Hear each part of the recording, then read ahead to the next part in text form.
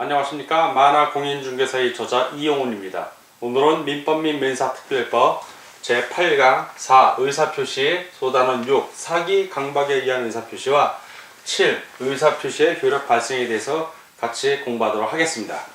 사기 강박에 의한 의사표시 역시 전 시간에 이어서 의사표시가 일치하지 않는 것의 가장 마지막입니다. 민법 제110조에 나오는데, 자, 사기 강박에 의한 의사표시를 다른 말로 하자 있는 의사표시라고 합니다. 하자 있는 의사표시. 자, 사기에 의한 의사표시를 먼저 보면, 자, 사기에 의한, 사기를 받은 거죠. 사기 치는 사람의 행위를 기망행위라고 합니다. 자, 첫 번째, 기망행위. 사람을 속이는 거죠. 예. 표의자가 타인의 기망행위에 의해서 착오에 빠집니다. 착오에 빠져요. 예, 사기를 당한 과정이. 두 번째, 이렇게 기망에 의해서 착오를 당한 상태에서 이 착오가 있는 상태에서 의사표시를 하는 겁니다. 의사표시. 자, 이게 바로 2단의 고의라고 해서 기망에 의해 착오에 빠지고, 첫 번째 1단. 자, 그렇게 착오에 빠진 상태에서 의사표시하는 2단의 고의가 발생을 합니다. 자, 2단의 고의. 강박 역시 마찬가지예요. 강박은 똑같아요.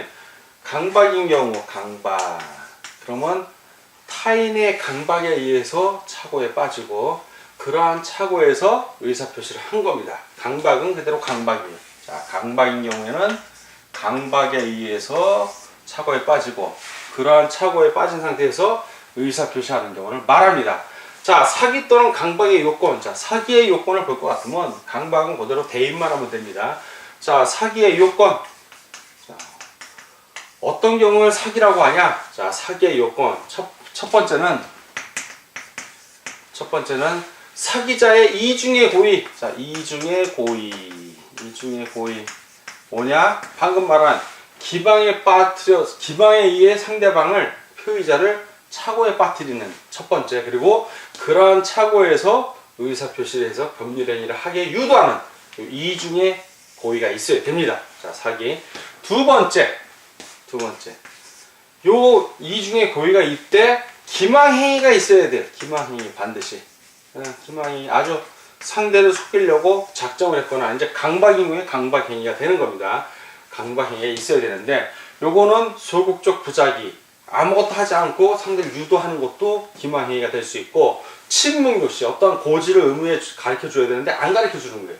그거 역시 기망행위가 될 수 있습니다. 세 번째, 이러한 기망행위가 위법해야 돼. 위법할 정도에 이르러야 돼. 위법할 정도. 자, 이 위법의 판단 기준은 사회 통념에 따라 판단을 합니다. 사회 통념.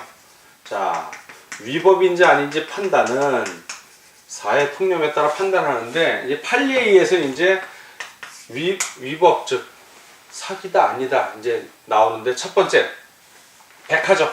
자, 백화점이 가격 정찰제를 하는데 세일을 한다고 해놓고는 가격표만 살짝 바꿔서 그 가격 그대로 받은 거야.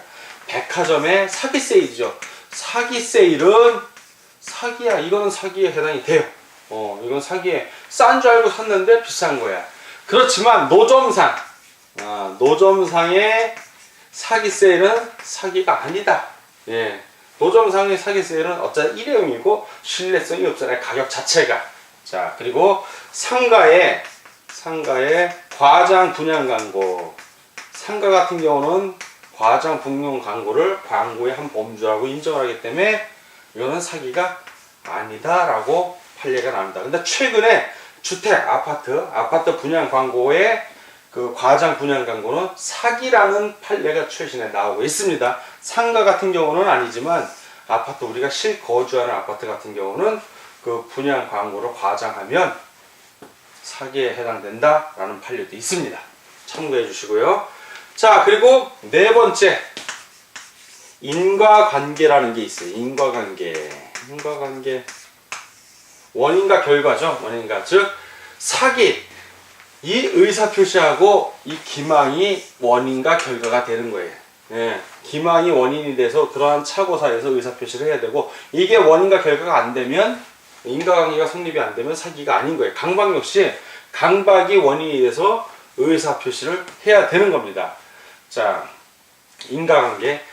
그 착오의 인과관계 이 인과관계에 빠지는 것은 의사표시한 사람이 주관적으로 나가 사기에 빠졌다 해도 유효합니다. 내가 공포심을 느꼈어. 그러면 강박 당한 거 맞습니다. 주관적인 것도 다 인정합니다. 이 인과관계는. 자, 그런데 사기나 강박은 주로 취소. 이때는 이 하자에 있는 건 주로 취소하고 관련이 있어요. 사기 같은 경우는 사기치고 도망간단 말이야. 사기쳐서 상대로 알고 의사표시를 하게 해놓고는 그 법률 행위가 진행된 뒤에 폭리를 취하고 도망가 버려요. 그러니까 취소를 할 수 있는데 무효로 할 수는 없고, 강박 같은 경우는 약간 달라요. 강박은 대부분은 이제 취소할 수 있는데, 강박이 두 가지 경우로 나뉩니다. 강박이 의사결정 자유가 완전히 박탈. 자, 의사결정 자유가 완전 박탈됐을 때, 완전 박탈. TV나 드라마 보면 족밥에 끌려갖고 그냥 팔 뒤로 묶이고 땅 파갖고 묵내 마네, 이런 경우예요. 그런 경우는 거의 현실은 안 그렇지만, 그런 경우에는 그렇게 해서 의사표시가 됐다면 이거는 무효야. 반사회질서 법률행위잖아요. 이건 무효야. 아무 강박이 너무 심해. 그러나 강박 정도가 의사결정의 자유를 제한하는 정도야. 제한하는 정도야. 본인이 도망가 나올 수도 있어. 이제 겁만 준 거야. 그런 경우. 주로 이 경우는 어떤 경우에 많냐면, 추심, 채권 추심. 여러분들 그러면 안 되는데, 돈 빌렸을 때 사채 쓴 경우 있잖아요. 그런 경우에 의사결정을 제한해. 강제로 데리고 와서, 그렇다고 해서 어떻게, 그러니까 완전 박탈한 상태는 아닌데, 강제로 차용증 같은 거나, 신체 포기각서. 이거 딱 불법이지. 그런 게 하게 되면 이거는 다 취소할 수 있는 겁니다. 이런 경우에. 제한한 상태에서. 근데 대부분은 취소할 수 있는 거예요. 이 의사결정이 완전 박탈된 경우는 거의 드물고요. 자, 이렇게 정리가 되는데, 이 효과, 사기 또는 강박에 의한 의사표시는 중요한 거는 취소할 수 있다는 거야. 내가 벗어나야지. 사기, 기망에서 벗어나고 강박으로부터 벗어난 다음에 나 취소, 무효로 할래. 그 계약은 없던 걸로 할래. 가능하다는 겁니다. 자, 그러나 선의의 제3자는 역시 보호를 해. 지금 우리가 의사와 표시가 다를 때, 효과적 내신 의사하고 표시 행위가 다른 경우에 네 가지를 공부하는데 다 선의의 제3자는 보호합니다. 자, 그 구체적으로 한번 같이 또 사례를 통해서 한번 공부하도록 하겠습니다. 사례 문제가 워낙 잘 나오기 때문에 사례는 이해만 하면 다 해결이 돼요. 이해만 하면. 이해를 못했을 때 이제 문제가 되는 건데, 자, 사기, 타인의 상대방의 사기치는 바람에 내가 어떤 의사표시를 해서 법률행위를 한 경우, 대표적인 경우가 예를 들어서 갑이 있어요. 갑이 있고 을이 있는데, 을이 여기에 사기를 친 거야. 기망행위를 한 거야. 그래서 갑에게 기망행위를 해서 사기를 쳤어. 자, 사기. 기망이라고 써도 되는데 사기라고 쓴 게 이가 빠르니까 이렇게 표현을 했어요. 사기를 해서 갑이 그 사기 차고에 빠진 상태에서 매도를 했네. 매도, 매매, 다 같은 말이에요. 갑이 자기 재산을 넘겼어. 아주 헐값에 돈 넘긴지도 몰라. 지는 이제 돈 많이 받는다고 알고 있는 거야. 자, 넘긴 걸 나중에 알았어, 갑이. 그러면 뭐 할 수 있다? 세 번째, 취소. 법률 행위를 처음에 한 시점부터 무효로 하는 거예요. 그냥 없던 걸로 취소를 할 수 있어. 이러면 좋은데, 사기꾼이 언제 이렇게 끝나는 거 봤어요? 취소하기 전에 이거 넘기지. 넘기니까 이제부터 복잡해지는 거야. 수험생들이 항상 어려워하는데 원칙만 알면 이것도 쉬워요. 제3자 보호, 그거만 선의의 제3자 보호야. 자, 이 세 번째, 매도를 해서 세 번째, 매도. 팔아버리고 도망간 거야. 자, 이런 경우에 병은 선의의 제3자예요. 선의는 무조건 추정이야, 추정. 일단 선의를 추정을 해줘. 즉, 병의 소유권 취득은 유효한 거예요. 그러나 악의인 경우에는 무효지. 악의는 무효. 자, 이 악의는 누가 입증해야 된다? 이 사람은 자기는 몰랐다 하면 끝이야. 을인 건 줄 알았다. 갑이, 병이 을이 사기쳐서 재산이 넘어갔던 걸 병이 알고 있었습니다라는 걸 입증을 해야 돼. 거의 불가능해, 현실적으로. 그러나 입증하는 경우도 있어. 을과 병의 통화 내역을 알아내갖고 법원에 제출을 하면 되는 거예요. 흐름은 받을 수 있어. 자, 이런 경우에 취소 가능하고, 자, 취소 가능하고, 악이라는 걸 입증을 한다면, 반환 요구가 가능한 거예요. 반환. 내가 사기당한 거니까 도로 내놔라. 다만 병이 악이라는 걸 갑이 입증을 해야 돼. 입증을 못하면 반환 요구를 할 수가 없는 거예요. 선의를 추정해 주기 때문에. 자, 요거는 쉬워. 자, 갑과 의가 병. 요 안에서 상대방이 사기쳐서 매도한 경우니까 제3자의 사기라는 게 나와. 선의의 제3자가 아니라 요때는 병이 선의의 제3자인데 제3자가 사기를 친 거야. 이것도 뭔가. 자, 선의의 제3자. 상대방이 사기친 거는 이해를 빨리 하는데 제3자. 자, 여기 제3자가 있어. 이 제3자가 갑에게 사기를 쳤어. 사기를 친 거야, 갑에게. 그래서 갑이 이제 제3자가 을이고 갑이 매도인이 되는데 갑이 병가. 상대방이죠. 병이 상대방이 되는 거야. 상대방이 아닌 제3자가 사기친 거야, 이 경우는. 그래서 계약을 했어. 매매를 하든 뭐를 하든 법률행위를 해서 의사표시를 한 거예요. 계약을 한 거야. 이런 경우를 얘기하는 거예요. 자, 이런 경우에 이 병이 두 가지로 나뉘겠지. 병이 선의이고 이때는 이고야. 무과실이어야 돼. 병이 갑이 제3자에 의해서 사기당했다는 걸 몰라야 돼, 첫째. 그리고 주의를 기울였는데 사기당했다는 걸 이 사람도 몰라. 지금 주의를 기울였는데 선의이고 무과실인 경우, 이때는 갑은 취소할 수 있다 없다. 취소 불가 이렇게 됩니다. 선의의 제3자잖아, 이 사람이. 이때는 상대방이. 그 논리가 그대로 전개되는 거예요. 그런데 악이 알거나 또는 과실이 있어. 조금만 주의를 기울이면 이 사람이 사기당한 걸 알 수 있었을 경우에 그때는 취소 가능하다. 취소 가능하대. 아주 간단해. 이게 상대방이 선의이고 무과실인 경우에는 취소할 수 없지만 그 상대방이 악이 또는 과실인 경우에는 취소할 수가 있어요. 자, 요거하고 비슷한데 다른 경우가 있어. 어떤 경우냐면, 자, 원래 똑같아요. 자, 갑이 있어. 갑이 은행에 돈을, 이거 판례에도 나와 있습니다. 우리 교재에도. 은행에 있는 돈이 있는데, 돈을 찾으려고 그랬는데, 그 출장 소장, 은행의 출장 소장이 사기를 친 거야. 사기. 그래서 이 출장 소장이 은행 대출을 받게 해. 대출을 받고 요 대출금을 출장 소장이 갖고 도망가 버렸어. 이런 경우. 자, 이런 경우는 제3자에 의한 사기라고 볼 것인가 아닌가. 이 출장 소장은 은행의 출장은 은행과 동일한 사람이잖아. 같은 사람이야. 그러니까 이건 제3자의 사기가 아니라 은행이 사기친 거야. 간단해. 이건 은행이 사기친 거야. 그러니까 사기 당한 사람에게 뭐 할 수 있다? 취소할 수 있다. 은행이 알든 모르든 상관이 없는 거야. 동일한 사람이야. 알고 있다고 유추하는 거야. 이런 경우는 뒤도 볼 거 없이 취소. 내 돈 내놓으셔. 이 대출 당신 소장이 갖고 도망갔으니까 당신들이 알아서 해결하라고. 이렇게 해결이 되는 거예요. 동일 인물, 즉 제3자와 상대방이 같은 인물이라고 여겨질 때, 뭐 대리인이라든가 이럴 경우에는 갑은 취소할 수 있다. 간단한 논리예요. 자, 이렇게 정리를 하고 이번에 7 의사표시의 효력 발생에 대해서 같이 공부하도록 하겠습니다. 자, 이번에는 그 의사표시의 효력 발생에 대해서, 자, 의사표시를 했으면 이 의사표시한 것이 언제 효력이 발생하나, 그 효력 발생 시기를 같이 알아보도록 하겠습니다. 자, 효력 발생. 내가 의사를 표시한 게 언제 효력을 발생하나. 그러면 의사표시는 과정을 한번 간단하게 살펴보겠습니다.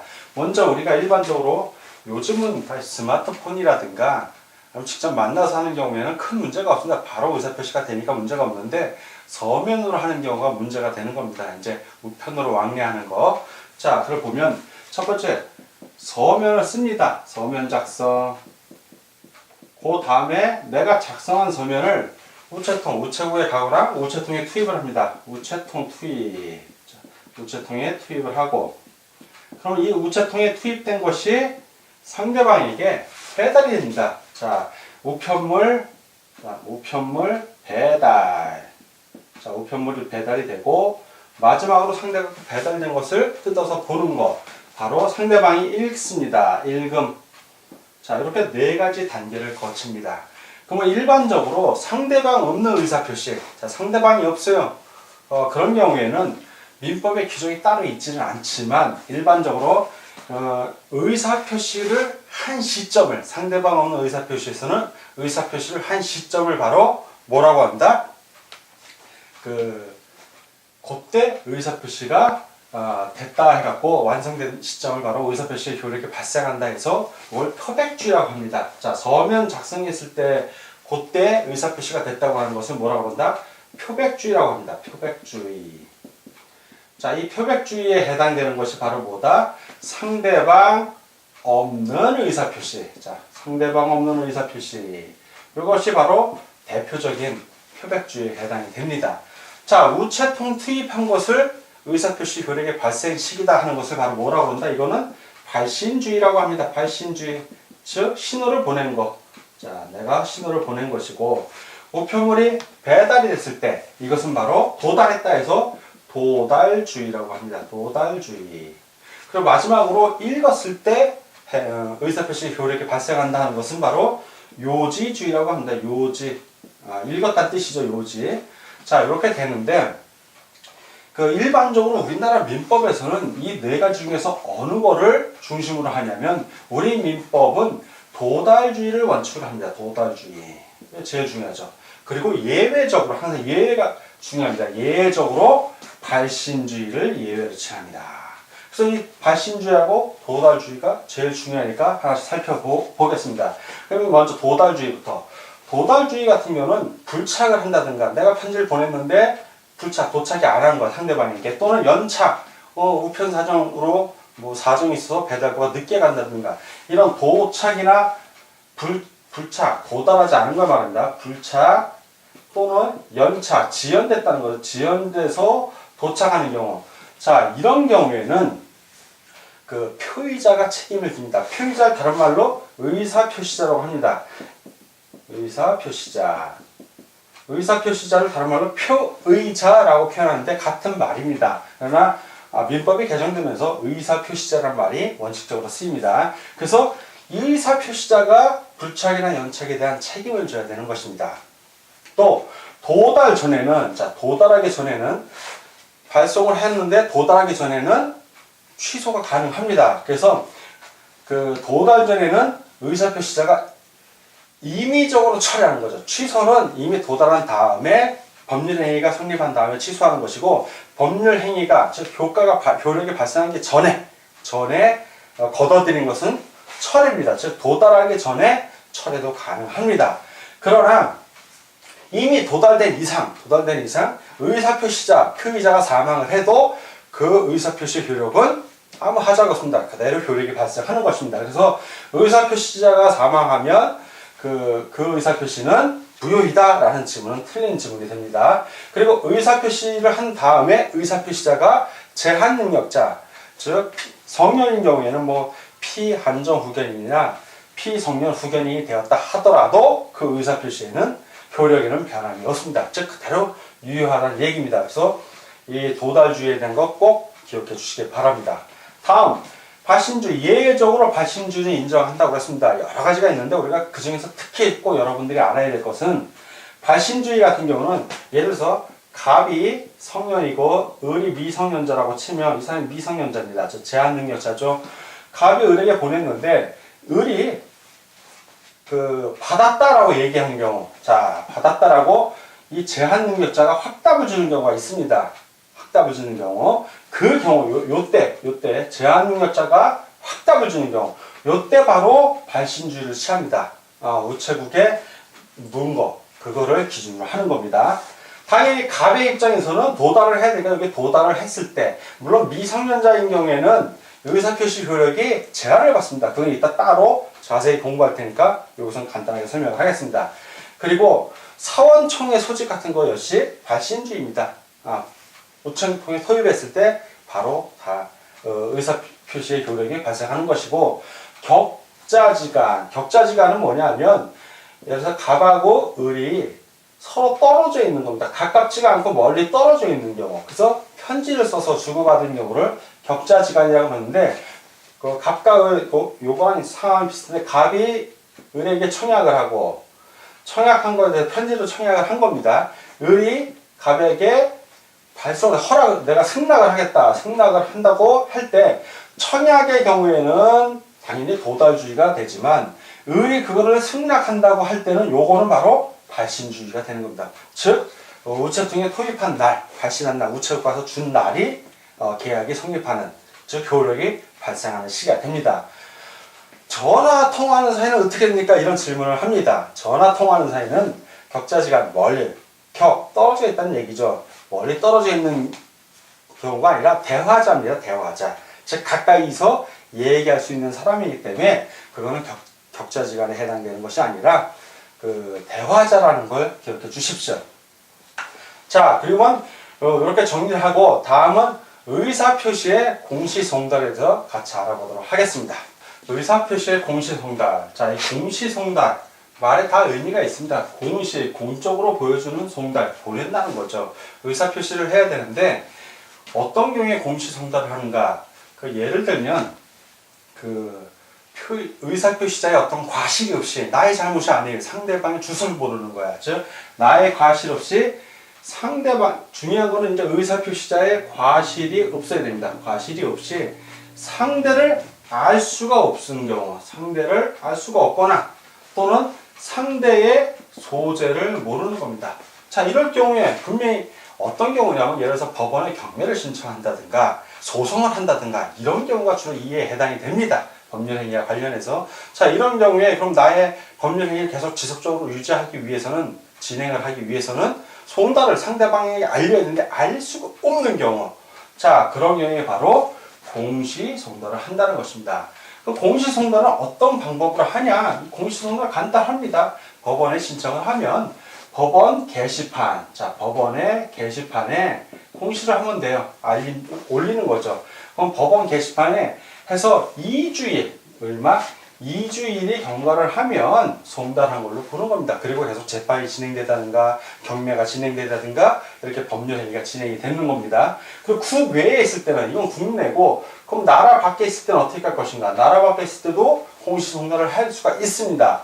자, 이런 경우에는 2개월입니다. 2개월.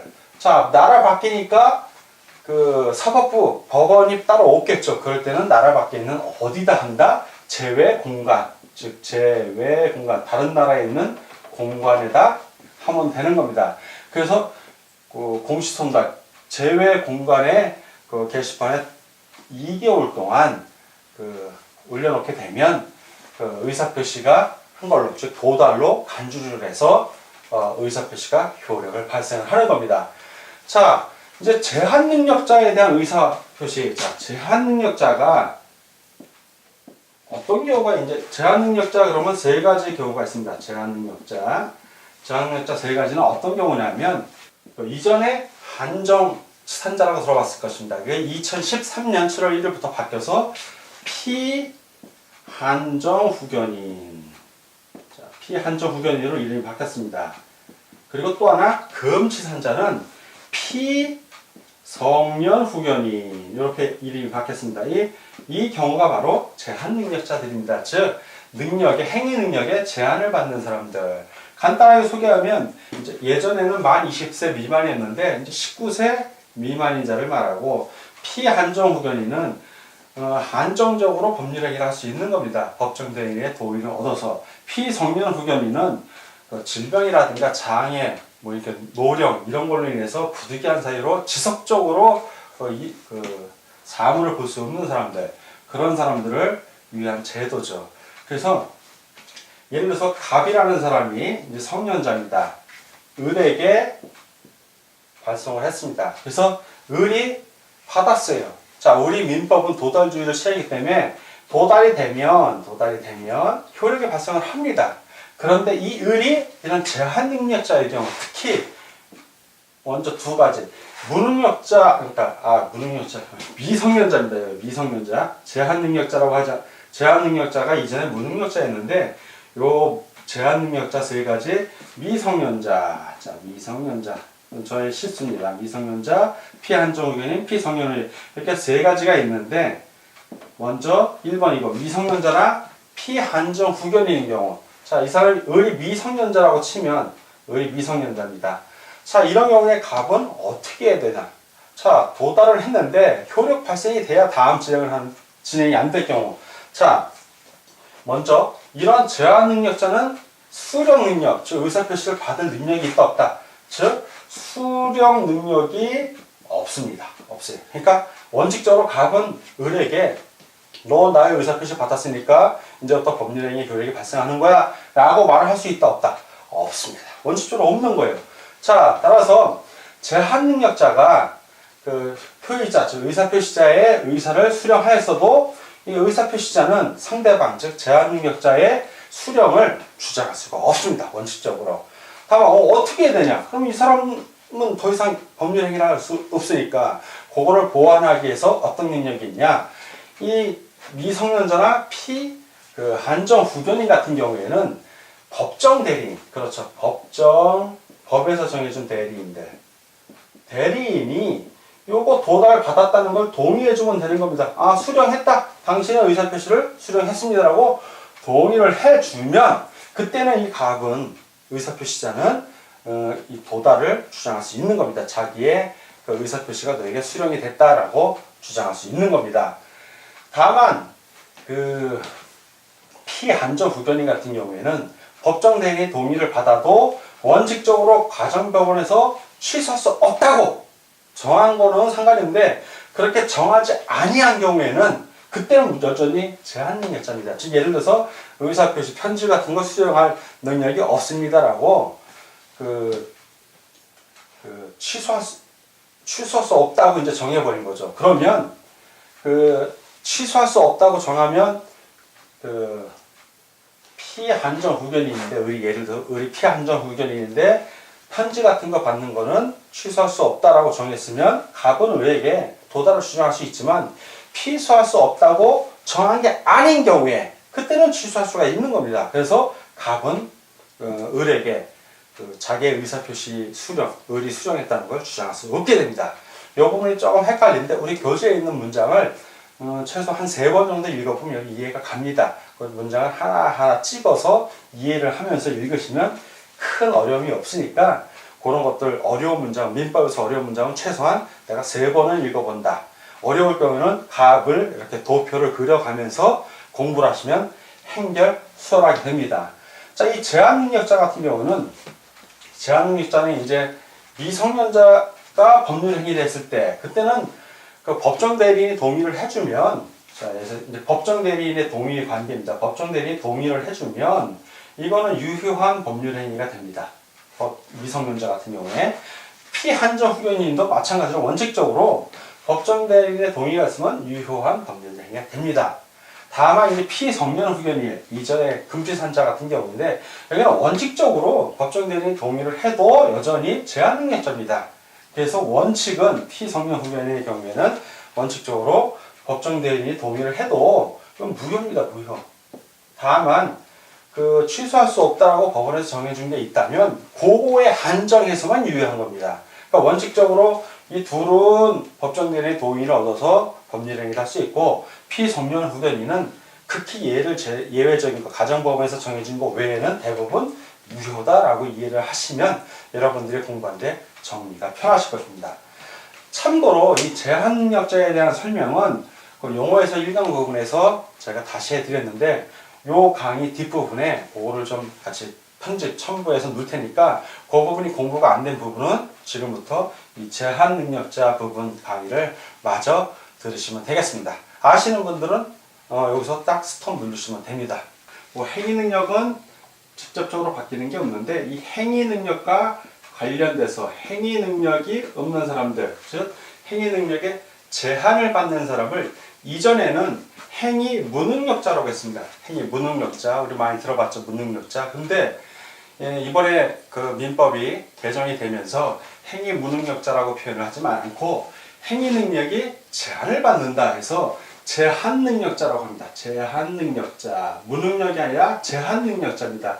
훨씬 표현이 다르죠. 무능력자 그러면 어감 자체가 아무것도 못하는 부정적인 의미가 강한데 제한 능력자 그러면 어느 정도 자기 권리를 행사하는데 일정 부분 제한을 받는다라는 의미가 됩니다. 즉 권리자의 권리를 국민의 권리를 많이 신장한 개념입니다. 그래서 이 제한 능력자 예전에 행위 무능력자 3명이 있었죠. 바로 여러분 잘 알고 있는 미성년자 그리고 한정치산자 금치산자 그랬는데 한번 써보겠습니다. 미성년자 미성년자가 있었고 행위 제한 능력자를 말하는 겁니다. 미성년자 이전 즉 무능력자라고 표현한 행위 무능력자라고 표현하던 시절을 얘기하는 겁니다. 두 번째는 한정치산자가 있습니다. 한정치산자 그리고 세 번째는 금치산자 이렇게 세 종류가 있었습니다. 자, 이것이 어떻게 바뀌었나 좀 살펴보면 미성년자는 예전에는 20세 만입니다. 만 20세 미만인 사람을 말하는 겁니다. 성년은 만 20세로 한다라고 되어 있으니까. 근데 이 규정이 바뀌어서 19세 미만인 자로 합니다. 왜? 성년은 19세로 한다. 이렇게 되어 있기 때문에 이 앞에 만자도 안 붙었습니다. 그냥 19세가 되면 자동으로 성년이 되는 거고 19세 되기 전, 즉 19세 미만이면 미성년자인 겁니다. 그러니까 미성년자는 용어의 변화가 없습니다. 자, 다음에 한정치산자는 재산을 다스리는 걸 한정적으로 한다 이런 의미였는데 어감이 너무 안 좋다 해갖고 이번에도 이것도 바꿔서 뭐라고 했냐면 한정후견인, 즉 그 한정적, 제한적으로 법원에서 규정을 해주는 겁니다. 이 사람에 대해서는 뒤에서 네가 봐줘라. 한정후견인 제도, 즉 한정후견인은 법정 대리인을 말합니다. 이 사람은 법정 대리인이고 그러면 법정 대리인의 동의를 받아서 법률 행위를 할 수 있는 이 사람을 뭐라 한다? 앞에 피자 하나만 넣어주면 됩니다. 피한정후견인 제도가 된 겁니다. 그래서 피한정후견인은 뭐냐면 질병이라든가 장애, 노령 그 밖의 사유로 인한 정신절제로 사무를 처리할 능력이 부족한 사람, 그냥 단순히 부족한 사람입니다. 사무를 처리할 능력이 부족한 사람, 이 사람을 바로 피한정후견이라고 합니다. 그렇게 부족한 사람에 대해서 정식적으로는 가정법원이 한정후견을 시작한다고 심판을 한 사람을 말하는 겁니다. 자, 이 금치산자는 어떻게 바뀌었냐? 재산을 다스리는 걸 금하는 자인데 역시 이것도 폐기가 되고 새로 용어가 바뀌었습니다. 뭐라고 했냐면 성년인데, 자, 성년, 즉 19세가 넘었다는 얘기입니다. 성년인데 뭐 노년이 되거나 질병이 되거나 이래서 법률 행위를 할 수 없는 경우가 있습니다. 치매가 왔다든가 이런 경우에 성년 후견인 제도를 뒀습니다. 성년 후견인, 성년인데 그 뒤를 봐주는 겁니다. 근데 이렇게 봐주는 사람을 법정 대리인하고 이 사람의 동의를 받아서 그 법률 행위를 지속할 수 있게, 물론 무지하게 금치산자와 거의 버금가게 많이 제약을 따릅니다. 거의 독립적으로 할 수 있는 게 드물다고 보면 되고, 다만 법원에서 성년 후견인이라 하더라도 법률 행위 할 수 있는 걸 정해줄 수 있습니다. 요렇게 성년 후견인의 도움을 받아서 민사생활을 하는 사람을 바로 앞에 P자나 넣어서 피성년 후견이라고 합니다. 역시 피성년 후견인도 피한정 후견인과 마찬가지로 질병, 장애, 노령, 그 밖에 부득이한 사유로, 그 밖의 사유로 인한 정신적 제약으로 사무를 처리하는 능력이 지속적으로 부족한 겁니다. 이 사람은 지속적으로. 그러니까 잠깐 부족한 거고, 지속적으로 부족한 거. 즉, 치매가 왔다든가, 노인이 됐다든가, 이런 경우로 생각을 하시면 됩니다. 자, 지속적으로 결여된 사람에 대해서 가정법원이 피성년 후견 개시 심판을 한 사람을 바로 피성년 후견이라고 얘기를 합니다. 자, 이렇게 제한능력자 3명이 있는데 이 제한능력자는 미성년자하고 피한정 후견인 같은 경우에는 법정 대리인의 동의를 얻어서 자, 법정 대리인의 동의를 얻어서 뭘 할 수 있다? 법률 행위를 할 수 있다. 요게 중요한 겁니다. 법정 대리인의 동의를 얻어서 법률 행위를 할 수 있습니다. 근데 피성년 후견인 경우에는 원칙적으로 법정 대리인의 동의를 얻어도 유효한 법률 행위를 할 수가 없죠. 무효가 됩니다. 바로 다 취소할 수 있기 때문에. 다만 예외적으로 가정법원에서 취소할 수 없는 법률 행위를 딱 정한 경우가 있습니다. 이 사람에 대해서 피성년 후견인 심판을 했을 때 요거는 법률 행위에서 취소할 수 없다라고 정한 법률 행위만큼은 유효한 법률 행위가 되는 겁니다. 그럼 취소할 수가 없죠.